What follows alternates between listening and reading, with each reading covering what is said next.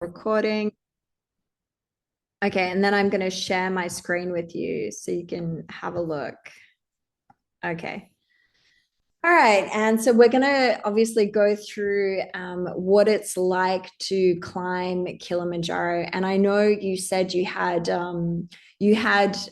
quite a few friends that wanted to join. So I'm going to record Yeah, this, and then I'm going to send you the link so that you can send it all right. so that they can watch the recording and kind of get a feel for what this is like.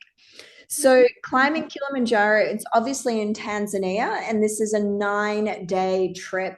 And it's obviously with Summit Expeditions. So, let me just open this up. There we go. Okay, perfect. So actually, if you have a look at the image here, this is Kilimanjaro, but this is called the Kibo crater right here. And so on summit night, you guys will climb the Kibo crater to get to the summit of Kilimanjaro.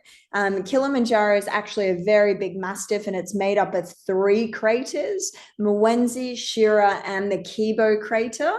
And when you summit Kilimanjaro, you actually summit this Kibo crater. So this is what we're going to be going to, this Kibo crater, on this adventure.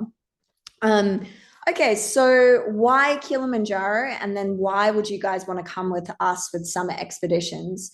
So Kilimanjaro is in northern Tanzania, and it's quite a famous mountain. About 30,000 to 40,000 people climb this mountain every single year.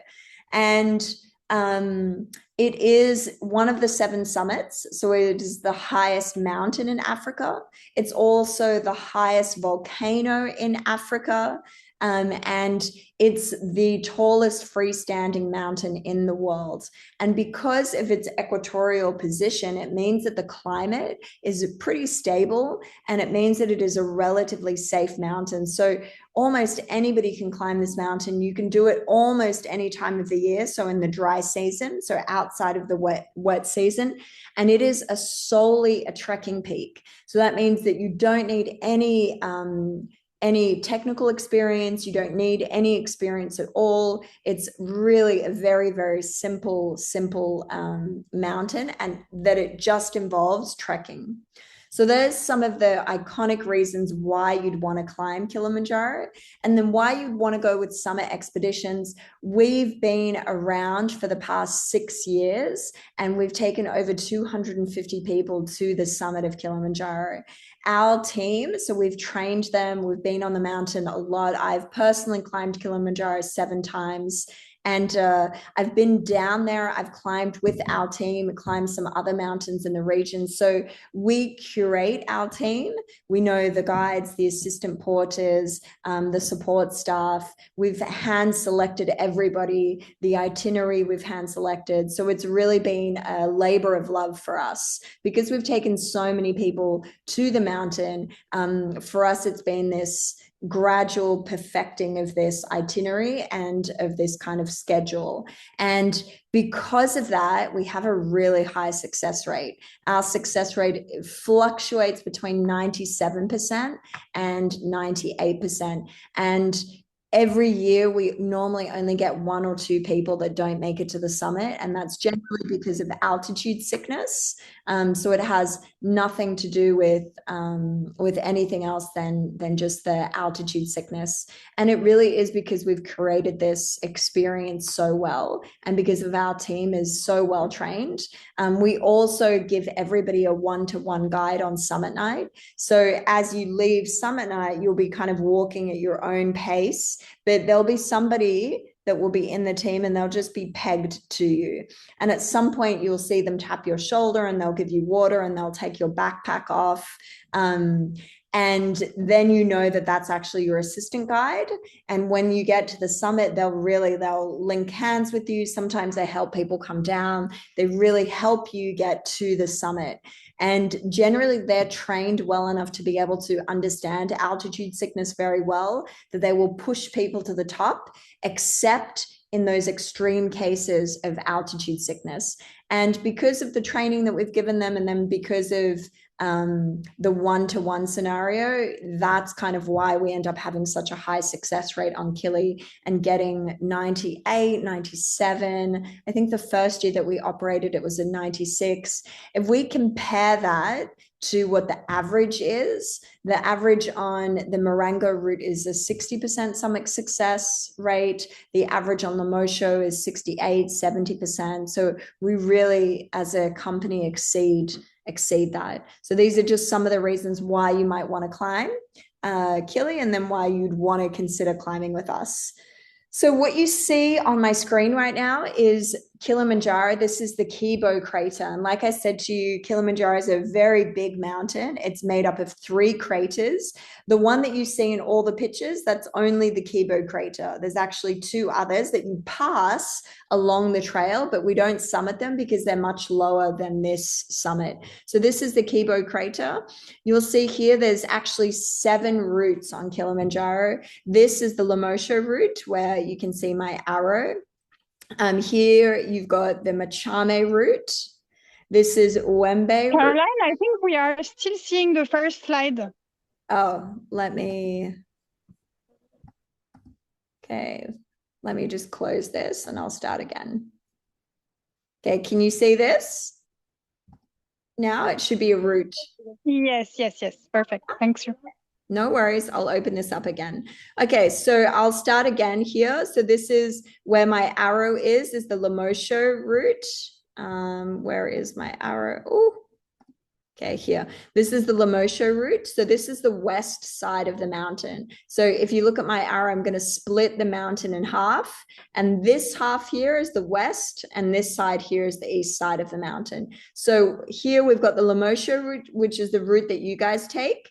Route number 2 is Machame, which is this route. Route number 3 is Uwembe. Route 4 is Mokweba.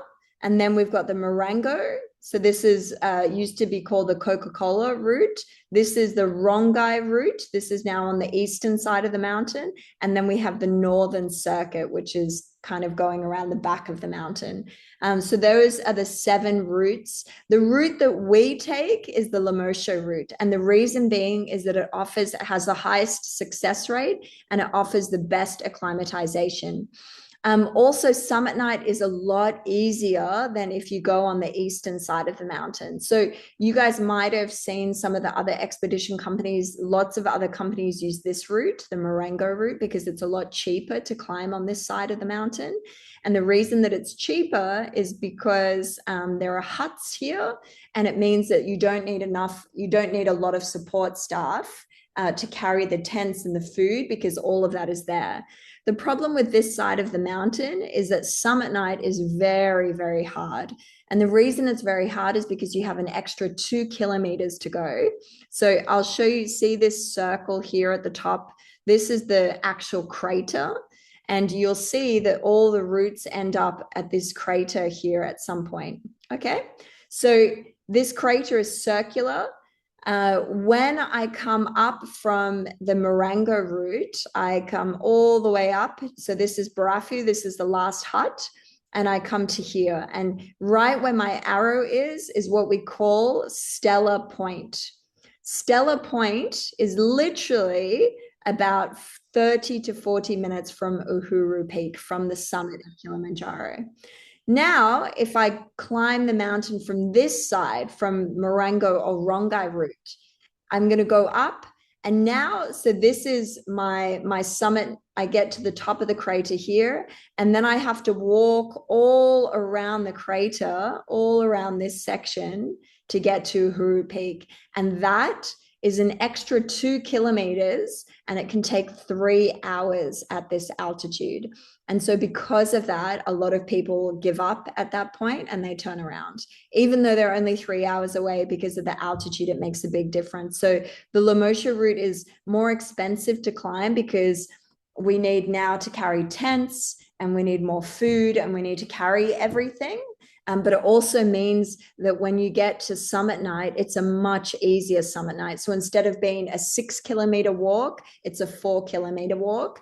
And the last, once you get to the crater from Stellar Point to Uhuru Peak, it's 30 minutes. It's a 30-minute flat walk along the crater rim. So it's a much, much easier summit night. And this is, I know it sounds like there's a lot of parts here. Yes? Oh, yeah, busy. Guys, just put yourself on mute and we'll go into questions at the end. Okay.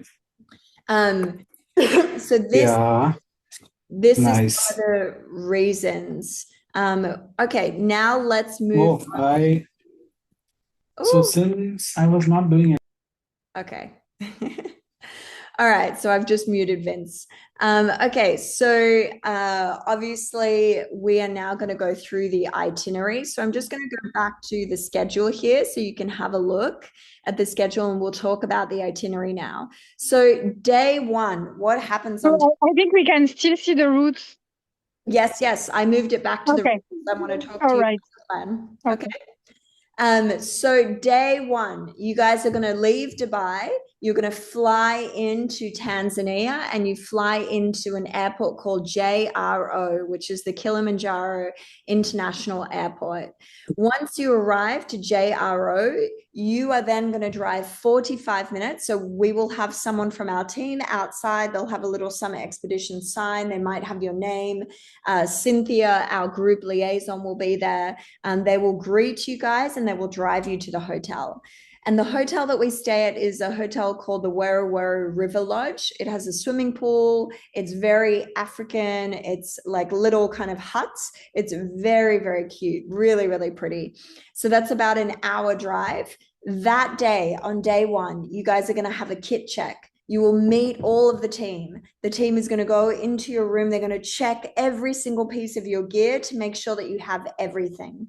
Everything that you don't have, you can then hire at the gear shop. So the team can drive you to the gear shop. You can pick up anything that you need. The gear in Tanzania is super cheap. It's like $2, $3, $4, $5 to rent. And so if you're renting, even if you're renting everything, it's never going to be more than depending on how much you rent, between $10 to $20 to $30, depending on the items. So it's relatively inexpensive.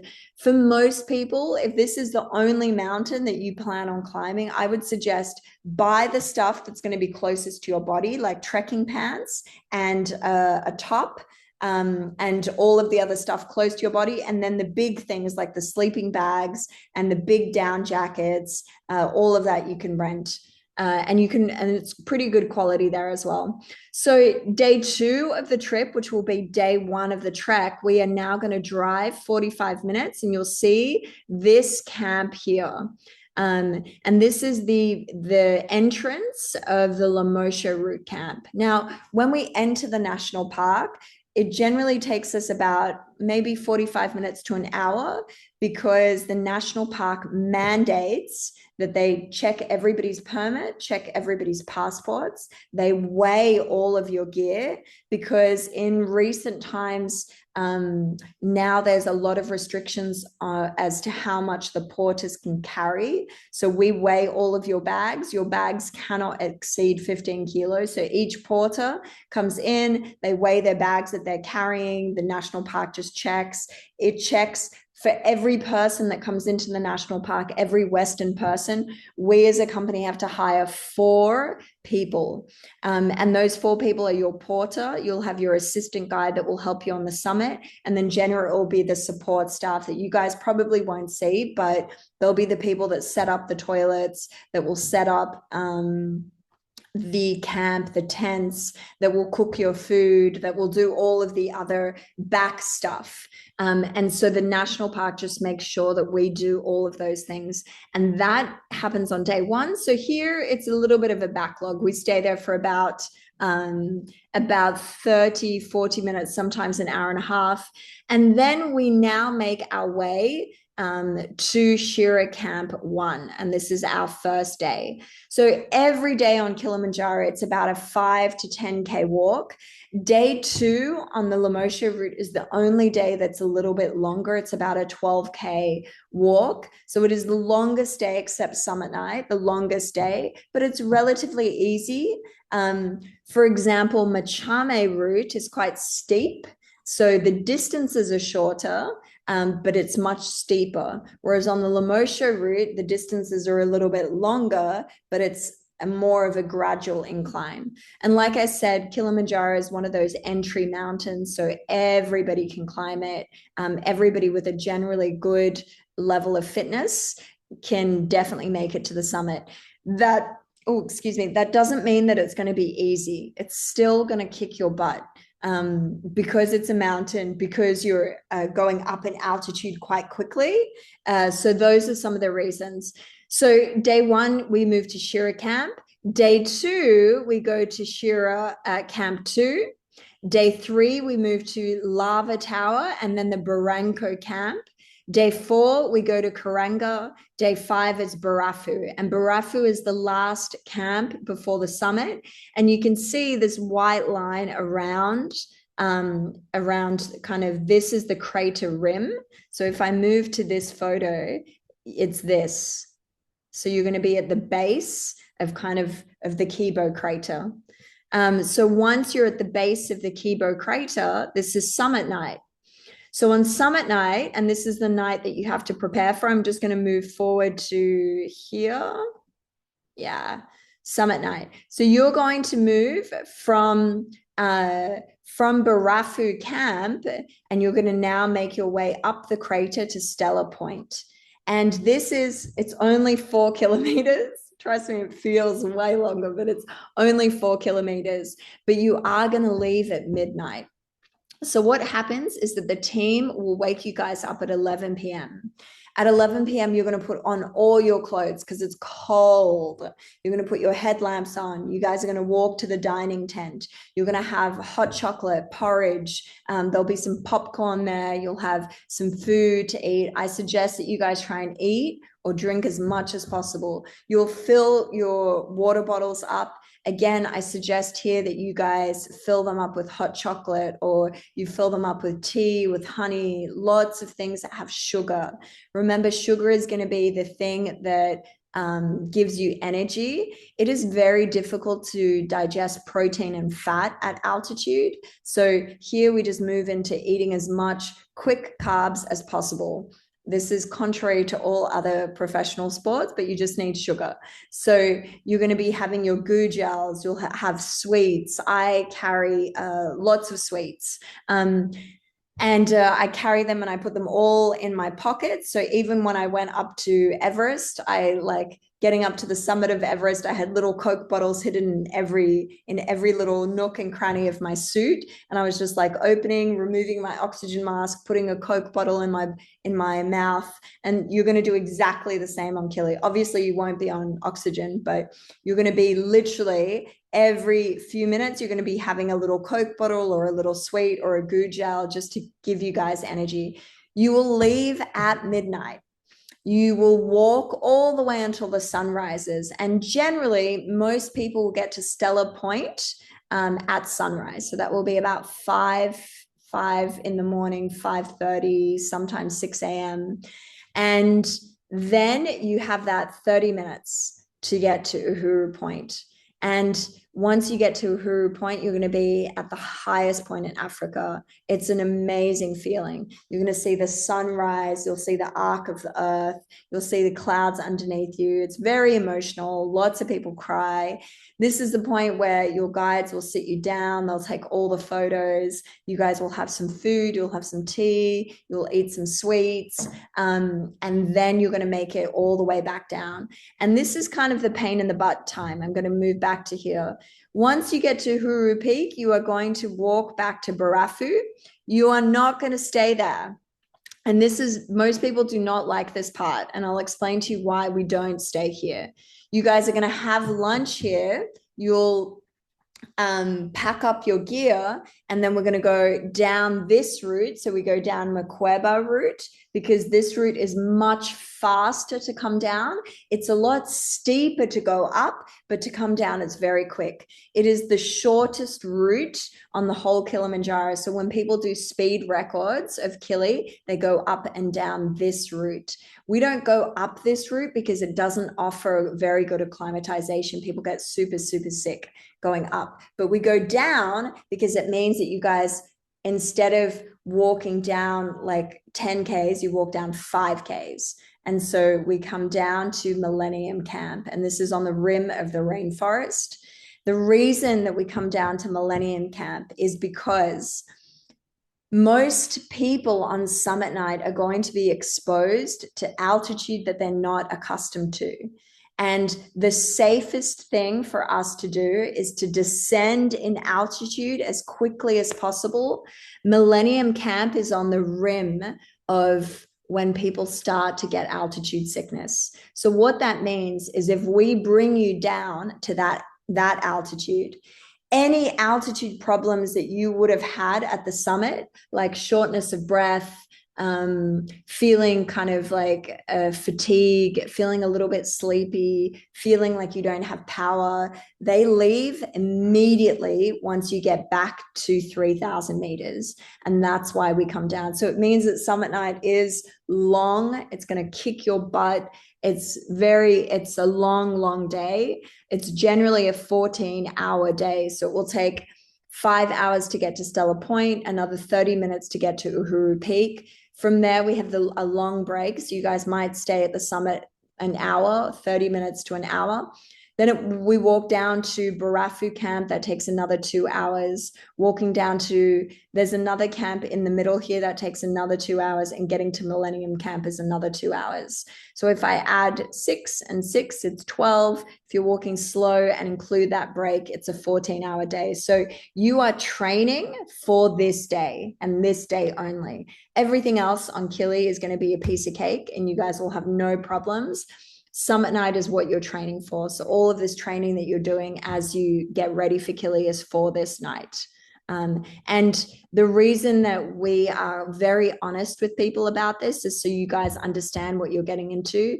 The whole thing is really the most beautiful adventure that you'll ever have. And when you finish, you are going to feel such a sense of accomplishment. And I guarantee you're going to get the mountaineering bug, because the high that you feel here is like nothing else. Seeing that sunrise, the arc of the earth, the clouds, getting to this place, it is unbelievable and unbelievably beautiful, but it's also a long day. So I want you guys to be prepared for that. Okay, once you get to Millennium Camp, you guys are at the rainforest again. So any altitude problems would have gone. You'll feel tired, but you'll feel like, whoa, I can't believe I did that. This was amazing. You'll get an amazing night's sleep. You guys will have dinner, obviously. And then the next day, it's a 2-hour walk to the park entrance. So we will walk to the park entrance. The guys, so the team will come out with you. They'll do a big song and dance. They'll give you guys your certificates. Like you'll all be cheering and being buzzing. It's amazing coming out. And then we will get the car to pick you guys up. We'll drive back to the hotel. Everybody will check in. You guys will put all your bags into the room. You will obviously have a big celebration dinner. And then the next day, obviously, we will shuttle everybody to the airport again so you can fly back to Dubai. Okay, so that is the itinerary. I'm going to move a little. I explained this a little bit at the beginning, why you guys would climb with us. So I'm just going to recap very quickly. So one of the reasons, like I said, I have personally climbed Kili about 7 times. We have curated this trip, which means that we select everybody on the team. We've interviewed everybody on the team, from the porters all the way up to the guides and the assistant guides. I've spent 2 to 3 months down in Tanzania climbing with these guys, training them. We train everybody in rescue, what to look for altitude sickness. We've just created the trip. So that's the first thing in terms of why our expedition is a little bit different to some of the other companies. And then also because Summit Expeditions is a team of mountaineers. So myself, I've done the volcanic 7 summits, the 7 summits, I've climbed Everest, and continue to climb all my life. So we climb all these mountains, we check them out, we go on some of the trips. When the trips are pretty, if there's over 8 people, then one of us from the Summit Expeditions office team will come down and climb the trip with you guys as well. So you are with a team of mountaineers. You're not going to be with people who have no idea what they're doing. And so I think this is really important when it comes to mountains, because we can give you guys really honest advice and then walk you through the process in terms of gear, in terms of training, in terms of medicine, in terms of what to expect. So for those reasons. So now let me move on to things to consider. Okay, so here, getting to the summit of Kilimanjaro means that we're going to be on the mountain for multiple days, hiking through I various... think we can, sorry, Caroline, we can still see the routes. Is it normal? Oh, sorry. No, I've moved from the route. Hold on. Let me come out of this. Okay, can you guys see this? What's in and what's out? Yes. Yes. Yeah? Okay. So I'm here at things to consider. So this is what I wanted to explain to you guys, and I did it before. So trekking to the summit is challenging. You're going to be walking through various different types of terrain. Kilimanjaro is not a technical mountain, so you don't need ice axes. You don't need any experience. This is for beginners, but it will be challenging. So you guys do need to train for it. It doesn't mean that you need to be an elite athlete or you need to be a high rocks champion. I've seen, so last year I took an 11-year-old. She was the youngest Emirati girl to ever summit Kilimanjaro. So she can summit. Our team has taken a 10-year-old girl. We've taken a 67-year-old person. We've taken obese people to the summit. We've taken everybody from every walk of life. So it does not, what you look like and what your physique looks like does not give you an indication of whether you're going to make it to the summit or not. Getting to the summit is like literally about 40% your physical strength and then 60% your mental strength. So it's really about like, just don't give up, just keep walking and allowing all of those dark thoughts that sometimes come into your mind to just leave.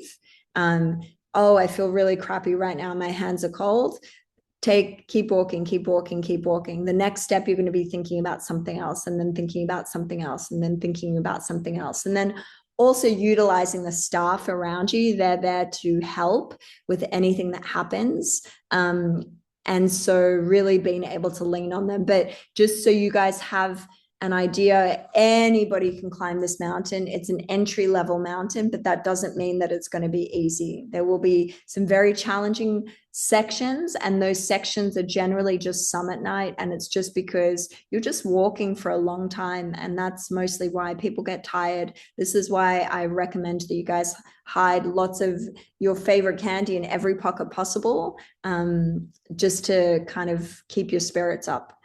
So the requirements, so no previous experience is required. It's trekking only. And so all you need to do is get just good at walking. So some of the training that we recommend is to be able to walk with a 5-kilo pack around your park or around your area, or you drive to Jumeirah Beach and you walk up and down the beach in your trekking boots. That's all that you need. Maybe a little bit of strength training as well, but it's not a technical peak. You don't need a lot of kind of physical strength. You just need to be able to walk comfortably 5 to 10 Ks. Okay, so the accommodation, just so you guys know, the accommodation on day 1 and day 9, you are going to be in a hotel. The hotel is traditional. It's a boutique hotel. It's very pretty. It has a swimming pool, these open gardens. You have your individual huts, has a restaurant, a bar, a gift shop. It's very, very nice. But you are in Tanzania and it is a developing country. So just be very mindful that people in Africa just do things very differently. We like to call this TIA. This is Africa. So you just have to have a little bit of a different outlook on things, in terms of you're not going to have this kind of Dubai service. You're just going to have an African service, which is at the hotel I'm talking about is a little bit different. On the mountain, totally different. The guys are going to be there with you every step of the way. But just at the hotels, just consider those things. So then when you're on the mountain, you're going to be in tents and you guys will share a tent. So 2 people in each tent. And the reason that we do that again is one, for safety. And it's much warmer. So when there's 2 people in a tent, you always have someone to talk to when you don't feel so great. And that person can also check on you, vice versa. You have someone to talk to in the morning, especially on summit night. Some people get a bit like nervous, and it's nice to have someone there doing it with you, even if you're just laughing your butts off at some of the things that happen on the mountain. So yeah, those are some of the reasons that we share tents, for safety and just for warmth. Okay, so what is included? So this is a fully supported expedition. So from the moment that you land to the moment that you leave, everything is included. What is not included is your travel insurance. So we recommend that everybody gets World Nomads or any other travel insurance that covers you for 5,895 meters, which is the summit of Kili.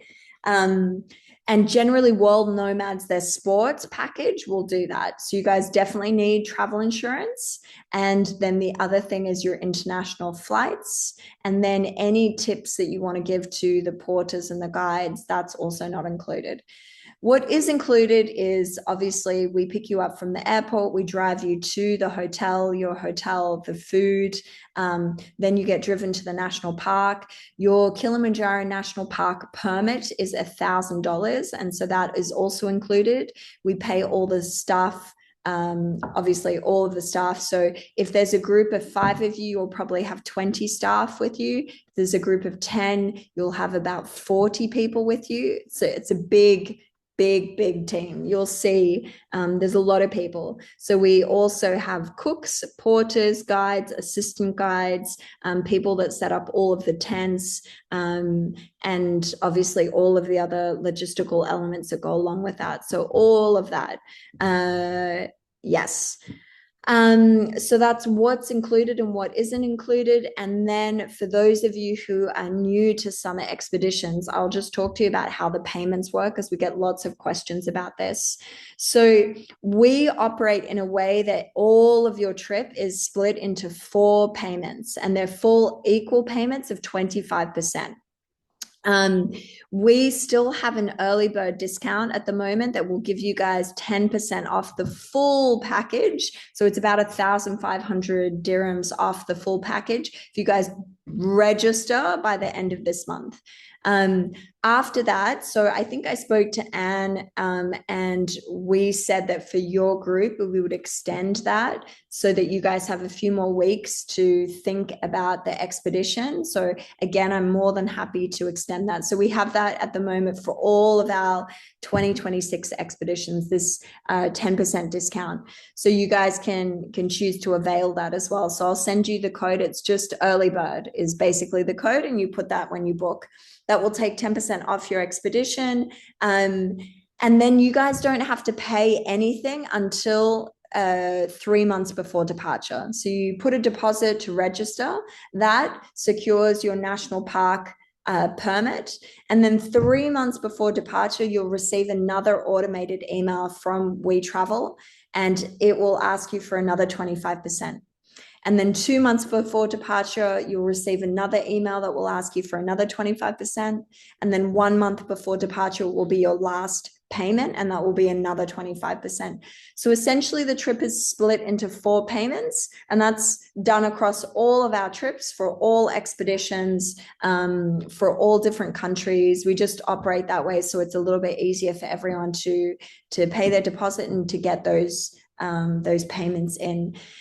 3 months before departure, so I will add you guys to a WhatsApp group once you register, and then 3 months before departure, what starts to happen is that you'll start to see a lot more activity from the group.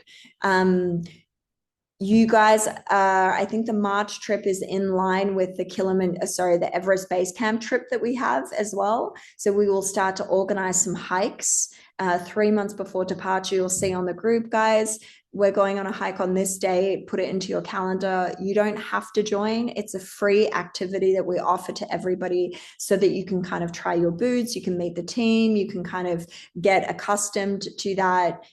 Yes, you had a question? Yes, hello. Sorry to interrupt. Yeah, that's this okay. is Nora. I just wanted to confirm the deposit is 25%. The Yes. one okay. Yes, it's $1,000, the deposit, and the reason it's $1,000 is that it covers the national park permit. So like I said to you guys before, the permit for the national park is about $1,000, and the deposit covers that. So because Kili's climbed by about 30 to 40,000 people every year, the national park kind of drip feeds out the permits. So they will allocate, I can't remember the exact number, but it's about 100 to 200 permits from each entrance. And so the deposit covers that permit so that as we get closer to the time, you guys don't miss out on getting a permit for the day that we leave. So that's what the payment is for. So the next payment will also be 25%, and then 25% and 25%. So that's kind of how that goes. I can't remember where I was at with what I was talking about. Does anybody remember what I was saying? We were talking about the payments. So our group is going to start to chatter a lot. I'm going to send you guys information about kit. I will send you guys information about visas. There is an online visa application. So 3 months before departure, I will send you guys the link, send you guys all the details for filling out that the visa information, and then we'll start to do some hikes. 1 month before departure, you guys are all going to come to the gym. So we partner with a physical training company, and we will get everyone to bring their gear to the gym, and then I will check everybody's gear to make sure that you guys have all the equipment that you need. And then we'll just write a little list of anything that you don't have. We will put it on our list so you guys can hire it when you get down to Kilimanjaro. So that's kind of how the trip goes. So 3 months before departure, you're going to see a lot of chatter on the group, and we'll be organizing hikes and kit checks and just doing all of the final logistics in the lead up to leaving for this. When you guys sign up as well, we generally give you guys a gift that you can pick up. It is a duffel bag, a buff, and a bum bag, and that will help you with all of your kit. So I'm just going to move on to kit. So here, this is a list of all of the kit that you guys are going to need. So like I said, we've had people that go down to Kilimanjaro with none of this, and they hire everything, and that's totally fine. You can do that too. But generally what we recommend, say we'll just go through the sleeping. We will do this in detail closer to departure, but just to give you guys an understanding of what you need. So for example, you need a sleeping bag that's -5. If you don't plan on climbing any other mountains, hire this. The sleeping bag liner, though, underneath, so this is kind of like a cloth that you put in the sleeping bag. It generally makes the sleeping bag warmer. So that I would suggest that you buy because it's closest to your skin. And you can buy this from Decathlon. You can buy this from Adventure HQ. It's relatively inexpensive. It's about, depending on the warmth ratio that you buy, it's about 100 to 150 dirhams. The sleeping pad I would hire The foam mattress, we provide this. Some people prefer to buy their own, but again, that's why it's optional there. A hot water bottle, I would buy this, and then a warm sleeping clothes. Obviously, just take a tracksuit pants and a jumper to sleep in. So this is just an idea of some of the little bits of gear and what I would hire from that. If we move on to face and neck, so the balaclava, again, I would hire that. A buff, we give it to you, but then also if you want to, you can buy it, and only because this is right on your mouth. So that's why I would suggest everybody's got hats and sunglasses and warm beanies. So obviously most of you are going to have this. The ski goggles, again, if you don't plan to climb any other mountain, I would hire that. Obviously, we all have sunscreen and lip balm. So this is just to give you an idea that there is a lot here that you don't have to buy, that you can hire. But again, if you want to, then you just go through this. I have a kit video on YouTube. And so I'll just actually show you so you guys can see. Sorry, this is my YouTube channel. So we use it for summer expeditions. I'm just going to mute that. Okay, so here you'll be able to find all of the mountains that we kind of offer. And let me see, where is manage videos? Okay, I will send you guys a link to this. Okay, so here, Everest Base Camp, Kilimanjaro. There is a lot of videos. Okay, so here is a video choosing your boots for Kilimanjaro. We have a Damavand kit list, climbing Kilimanjaro, Everest Base Camp, and here is your packing guide for Kili. So I'm just going to play just a few seconds of this so you guys can see. Hopefully, yeah, the internet works. Hey everybody, so my name is Caroline Leon and this is Maxi. And okay, so I know it's a little bit tedious, but here we go through like the boots, the sleeping bag, all of the kit for Kili, and I will send this over to you guys so you can kind of go over it. So you can do it in your house. You can put all your gear on the table. You can watch the video. You can go through everything and just make sure that you have everything.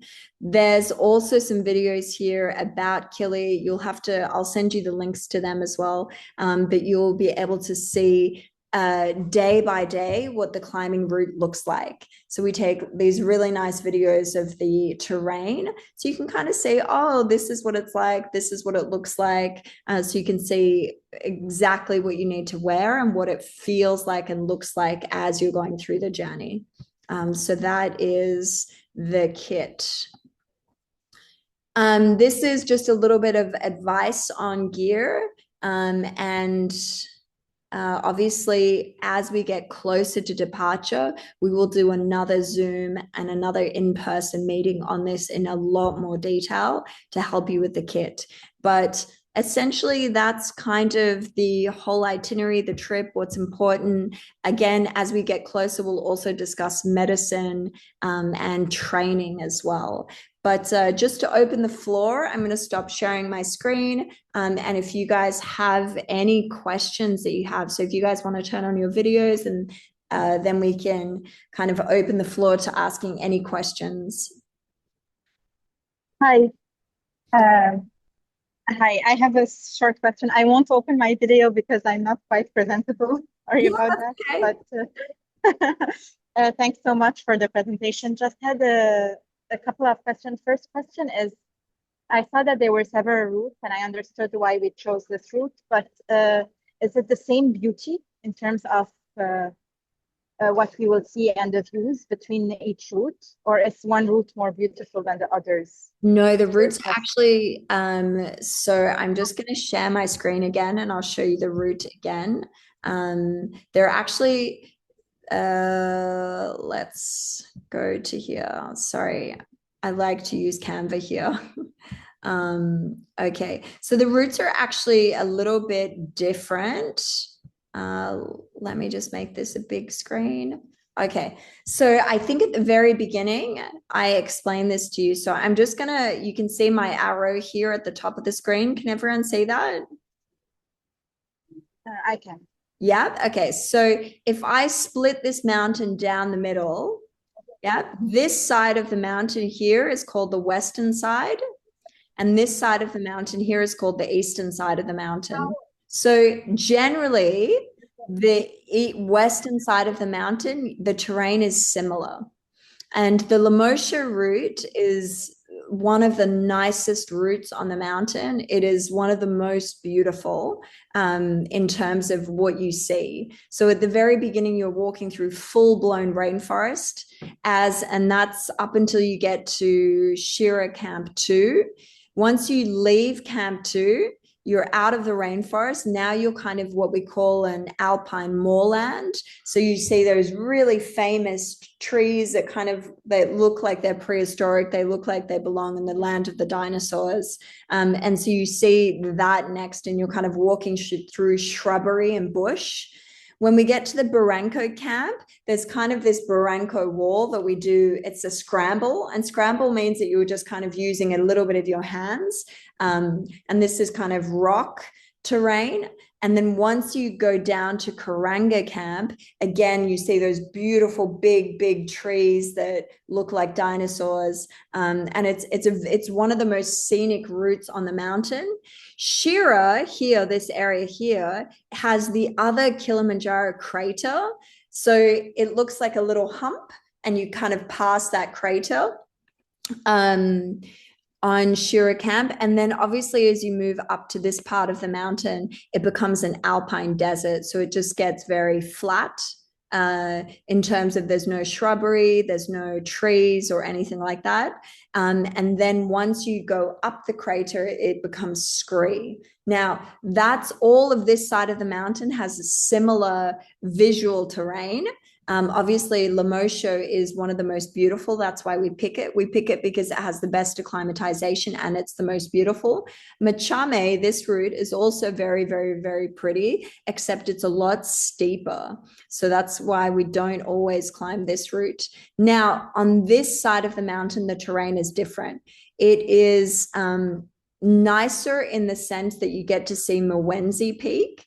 And Mwenzi is a very, very jagged crater. So if I scroll back to this image, this is the Kibo crater that's very flat. Mwenzi is very it stands up really tall, and then it has these very, very jagged peaks. When you're climbing on the Lemosha route, you can see the Mwenzi crater in the distance, but when you're walking on the eastern side of the mountain, you actually are very, very close to it. So I think here you camp right underneath it. And the Horombo huts, you're very close to it, but on the Rongai route, you camp right underneath it. So that's the only difference on that side of the route. The rest of the eastern side of the mountain is very, aside from the rainforest, so the rainforest is very pretty, but once you leave the rainforest, the rest is actually all alpine desert. So there's actually not a lot of shrubbery. There's not a lot of stuff to see in that side of the mountain. It's just very arid. So it's just dirt and flat plains that kind of go on a gradual incline. So the western side of the mountain is much more beautiful, but the eastern side of the mountain, you have the Mwenzi crater that you kind of sit underneath. And that's what makes this side of the mountain really different from the other side of the mountain. So I hope I answered your question there, but just to give you an idea, Lemosha is by far the prettiest route on the mountain, but what you miss out on is seeing and being right underneath the Mwenzi crater. You do get to see the Shira crater. That's kind of the advantage. So I hope I explained that well. Yes, thank you so much. I also had another question, and I hope I'm not making you repeat something. I joined a bit late, so just in terms of altitude, what altitude do we start at, and what altitude do we reach? And each day is how much elevation? So again, this is another reason why we choose the Lemosha route. So you start the camp entrance. So the park entrance is about 1,800. So when you guys land to Kilimanjaro, Kilimanjaro is flat, so you're at sea level. As you move to Moshi, you're going to go up to about 700 meters, so it does get a tiny bit colder and you are at altitude. When you move to the national park entrance, it's about 1.7 to 1.8. And then the final ascent, so summit night, is going to be 5,895. So 5,895 meters is the summit of Kilimanjaro. And then obviously you're going to come all the way back down to the Millennium Camp, like I showed you on the route. And the Millennium Camp sits just under the 3,000 mark, which is why I think it's actually 2.6, which is why we encourage people to go all the way down to Millennium Camp. So any sickness that you would have had from altitude will stop at Millennium Camp. So that's kind of the altitudes. Okay, thank you. And what's the worst? Sorry if someone else wants to ask a question. No, go for it. All right. What's the worst altitude sickness that you've seen people experience? Yeah, so it's a good question. So our team is trained to push you to the summit for all reasons except pulmonary edema and cerebral edema. And those two conditions are the only two conditions that we make everybody descend from. So if the team notice that you guys have any of those things, they're very easy to spot. I'll explain it to you in a second. Then they will tell you to go down. Everything else, generally with ibuprofen, you can keep going. And let me just explain to you really, really briefly. Mild altitude sickness can be anything from feeling like you have an upset tummy, having diarrhea, having constipation, nosebleeds. It's mild, but sometimes it happens to some people, having headaches, feeling a little bit nauseous, loss of appetite, and yeah, they're generally kind of altitude symptoms. All of those symptoms you can fix with Diamox and ibuprofen. So Diamox, we recommend that everybody takes Diamox. It helps with the acclimatization, and also drinking a ton of water. There's quite a lot of research that so obviously when I was going to go climb Everest, I did a lot of research on altitude sickness, and altitude sickness can be brought on by dehydration, and it can be mitigated by rehydration. So rehydration salts help a lot, and then drinking more water than you think you can possibly fill into your belly. So generally on a climb to Kilimanjaro, we recommend that everybody drinks about 4 liters of water a day, and that generally stops any of the altitude sickness. So those are some of the symptoms that most of you will probably get. Like I said, they can be fixed with ibuprofen. So generally when I'm climbing, I have a whole bunch of ibuprofen, and even for a little headache, I take ibuprofen, because obviously you're on a trek, you don't want to feel shit. So you do everything that you can to feel better, because you have an objective.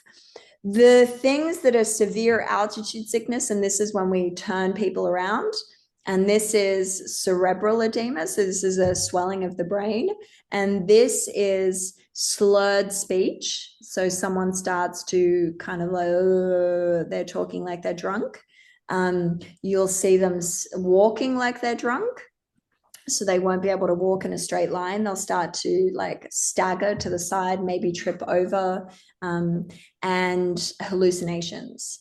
And for when people start to hallucinate, those 3 things, we send you down immediately. So you will get your assistant guide. Your assistant guide they'll notice it straight away, and then they'll take you down straight away. And those are the only, when you start to see those symptoms, those are the only symptoms that we would not push forward. And the team is obviously trained very well to know the difference, and then know when to push and when not to push. So when you have a headache, they'll give you some ibuprofen, or you'll take ibuprofen.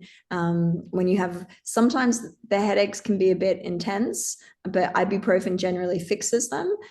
So just remember that all of those symptoms are really normal. Upset tummies are really normal too. So we get everyone to take Imodium, and sometimes even laxatives. It depends.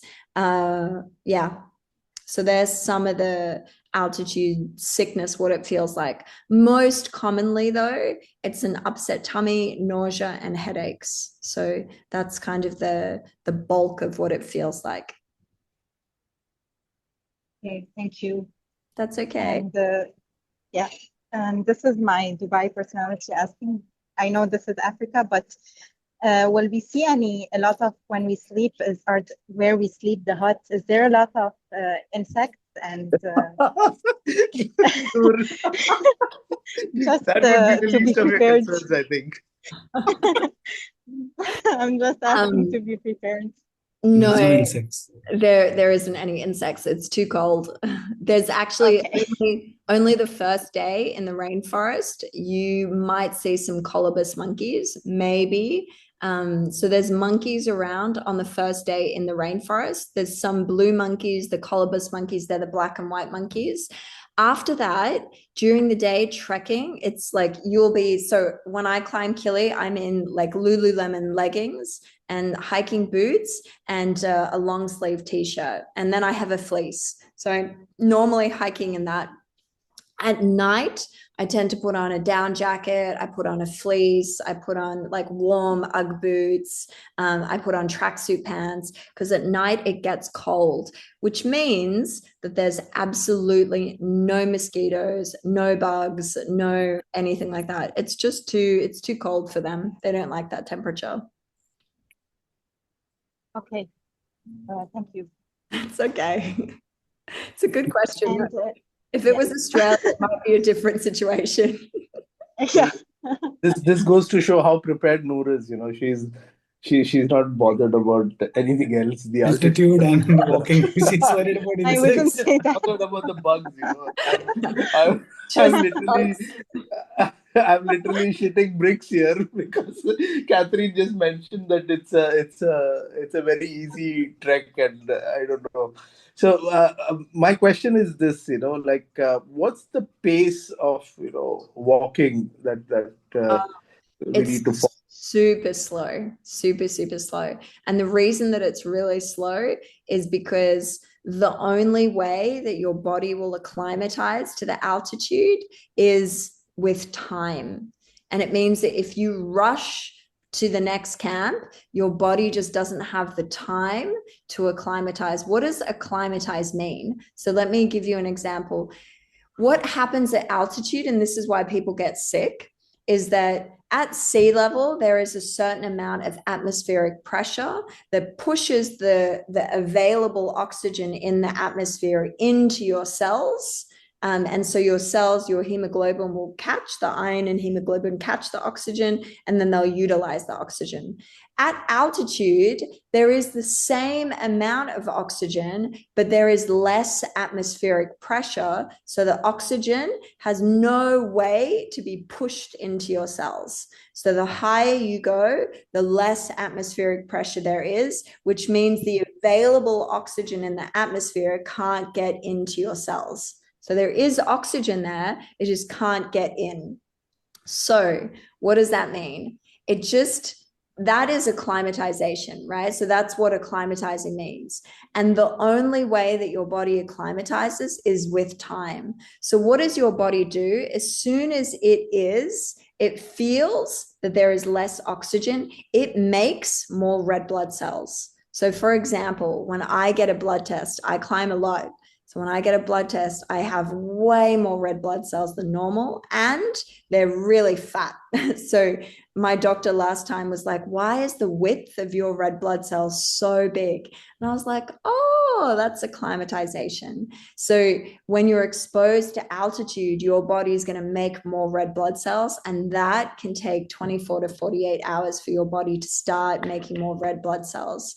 That means that the extra red blood cells, every red blood cell that you make lives 90 days. So for 90 days, you'll have that special acclimatization ability, but it takes time. And so the guides are just trained to walk really, really slow. So people laugh when I show them how slow it is, but it's literally like,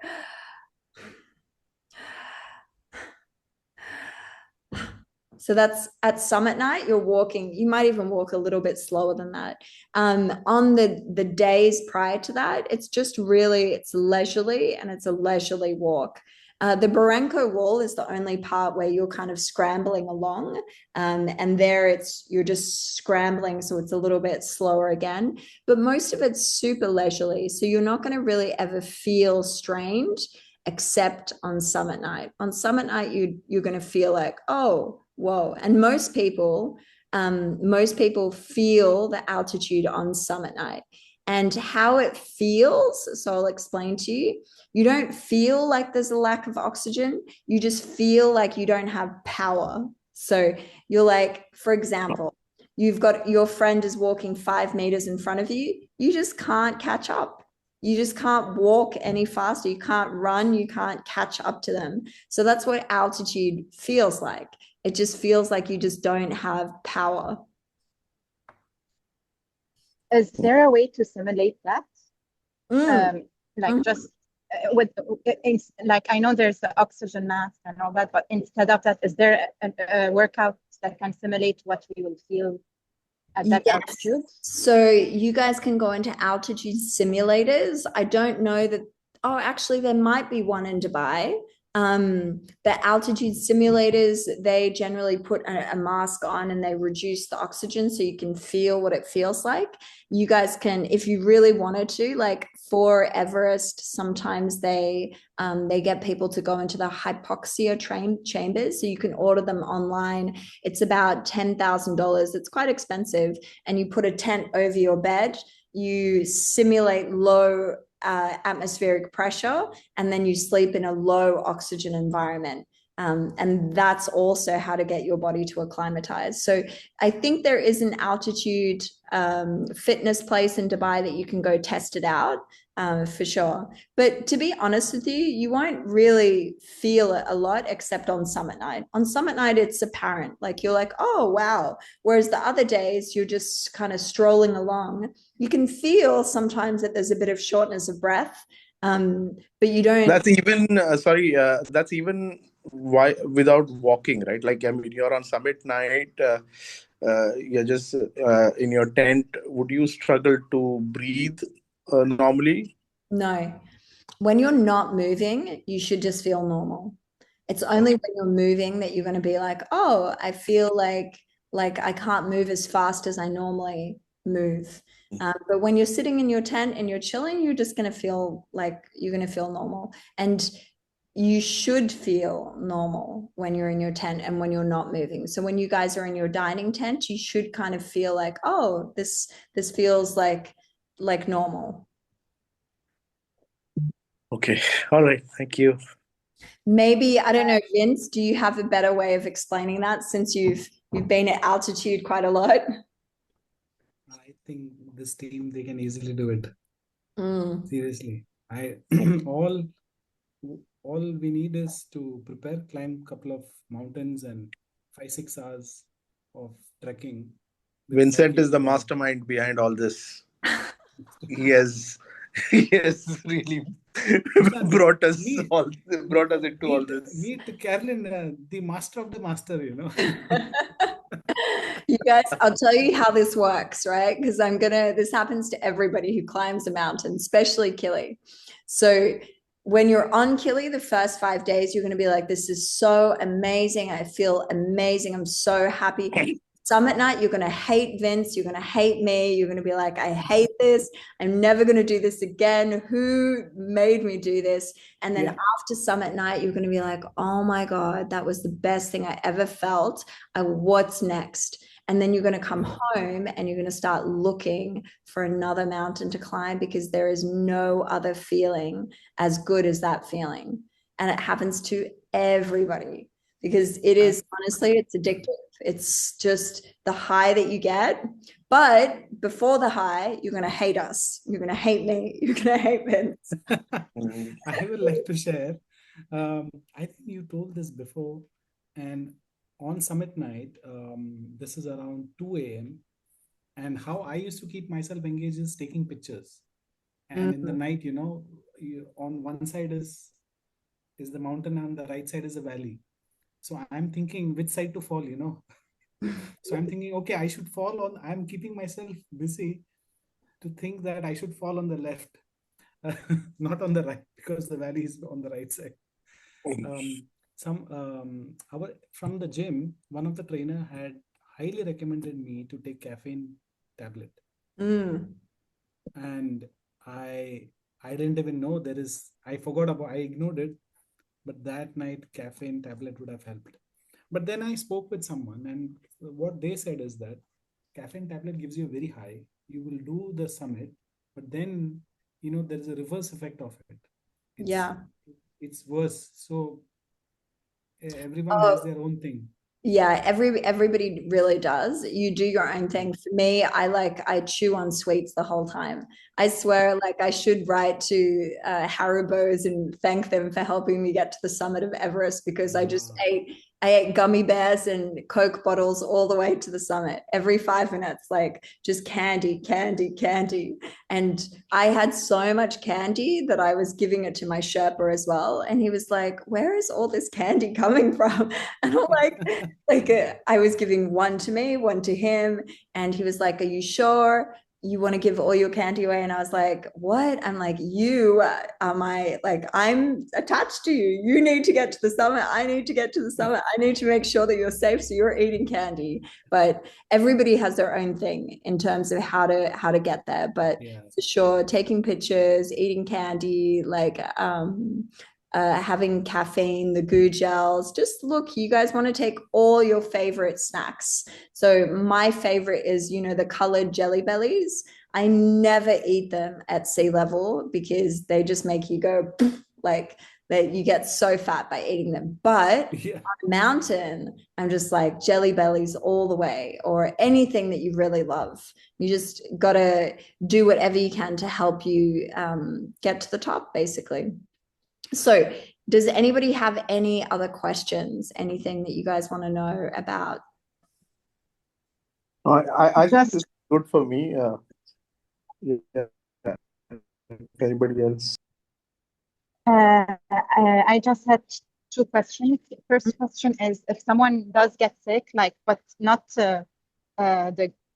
maybe a headache or whatever symptoms, do we wait for them, or do we continue and someone takes care of them? So it depends where this is. So generally, if this is on the trail, we don't really have any time restrictions. So generally, if someone gets a headache, one of the guides will stay with that person. They'll give them, again, some medicine, or they'll walk a little bit slower with them. Like I said to you guys, have a 1-to-1 ratio. So there'll always be someone. You'll never be alone, is basically the answer to that. If this is on summit night, you guys will all have your own individual assistant guide.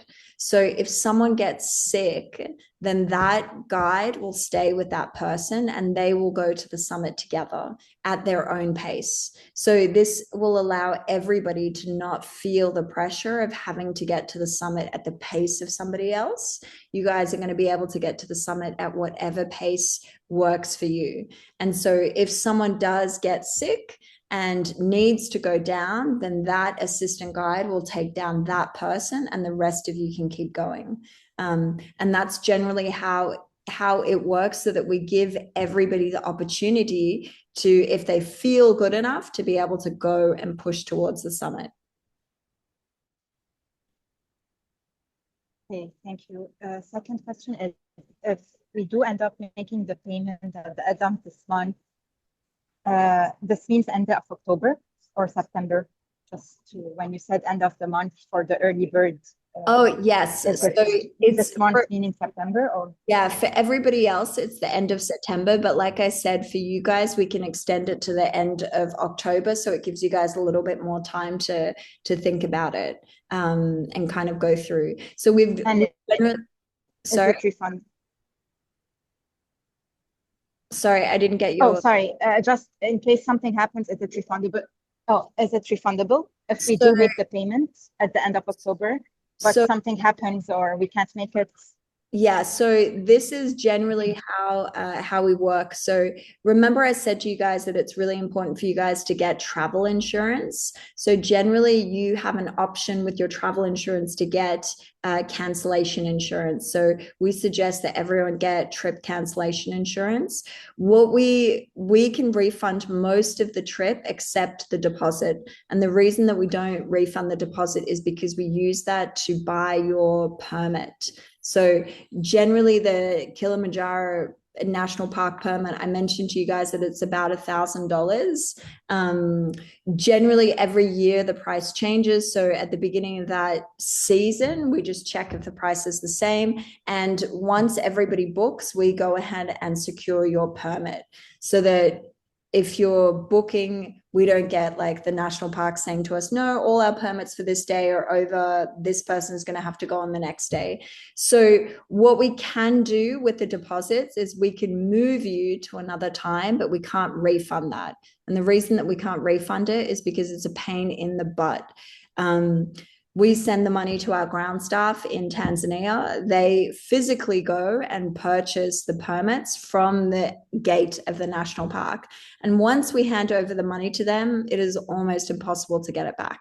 So we can move those permits to any other time and date, but we cannot get the money back from them. So our deposits are non-refundable. If you guys cancel after those points, then generally most of the other stuff is refundable except after 1 month.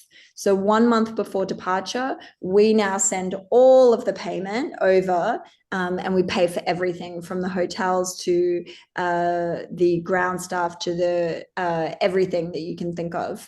And once we do that, then it's very difficult again for us to get payments back. So what I would suggest is once you register that you do your insurance straight away and you do trip cancellation insurance so that it will cancel for any reason, then the insurance will give you back all of your money.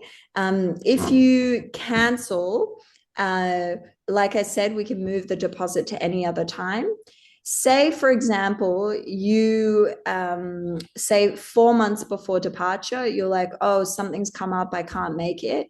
I can move you to any other time. So we've got like 6 or 7 trips going every year. So you can move to any other date.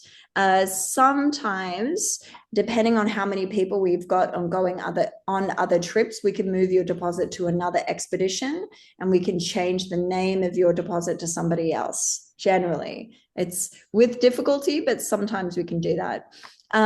So we can move those things. So that's, say, if you cancel 3 months before departure. If you cancel 2 months before departure and you've paid another installment, that installment we can refund. What we can't refund is, say we're 1 day away from the expedition and something happens. This is when you're going to have to use your insurance. For those kind of moments, because at that point we've already paid everything out. And like I said to you, from Tanzania in particular, it's very difficult for us to get money back. America's a little bit of a different situation. So Nepal, Tanzania, Russia, there's some of the countries that's just very difficult. So that's kind of the cancellation. Thank you. Thanks. It's clear. Thank you. Even we struggle to get money out of Africa. Sorry. Yes. Yeah, it's difficult. I've tried a couple of times for several people, and yeah, it's very difficult. It's also difficult for the transfers to come back this way too. Yeah. Anyway, just to give you guys a little honest understanding of how that kind of works. So my best advice to all of you is the second that you register is to also get trip cancellation insurance. It's not expensive to get cancellation insurance, but it will cover you for that deposit if that's essential to you. Like I said, we're a small company. We're also based in the UAE, so we really do our best to accommodate everybody. And obviously we understand that lots of things happen, so we'll do our best to change things and to move things around and to move you to another trip or anything else. But there are some things that are a little bit harder to do, but we can accommodate to a certain point.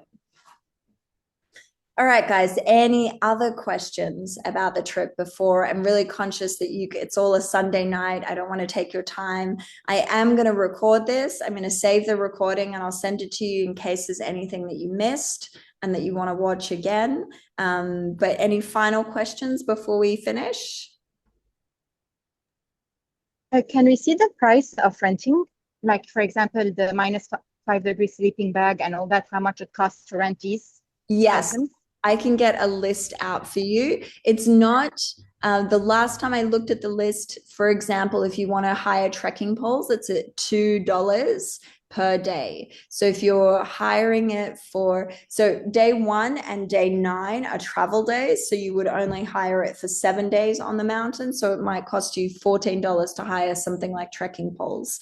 But I will get the list for you, the price list, and I can send it out to Anne, and then she can pass it on to you guys.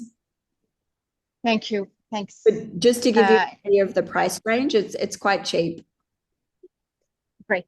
Thank you so much. That's it for me. Thank you. Does anybody else have any questions before I let you guys go to enjoy your Sunday evening? No, thank you very much. It was a very good session. And I think you said if we register, we would be part of a WhatsApp group, and I think we will have plenty of questions later on. Right now, we're just trying to absorb this this event, this trek. Yeah, look, honestly, don't worry, you guys. Anne and Vincent can pass over my number. I am here in the UAE, and unless I'm on a mountain, then generally you can ask me any questions. I can respond to anything. I have generally a lot of access when I'm in Dubai, so I answer all the questions about anything. Nothing's too silly. When I'm on a mountain, I will generally let you guys know that I will be off the grid for like this point to this point, just so you don't get offended if I don't respond for 2 weeks. I think Vincent is there to answer most of our questions. Yeah. Plus, it's easier to grab his collar. We work in the same office, Kathleen. That's going to be really fun for you, Vince. And these guys are always pulling my leg, you know. Well, Vincent's become such a budding mountaineer. Yeah. He's the expert. He's the guru for us. Amazing. I'm happy to hear that. You're in safe hands. It's great. Anyway, guys, I won't keep you any longer. You guys have my number. I will send all those details over to Anne. So I will send you guys price list, the kit, all of the other details. And then if you have any questions, just drop me a message. Like I said, I'm always here to help and to guide you guys through kind of this expedition. So yeah, that's it. Thank you so much, Caroline. No worries. Thank you, Caroline. Yeah. Thank you, Caroline.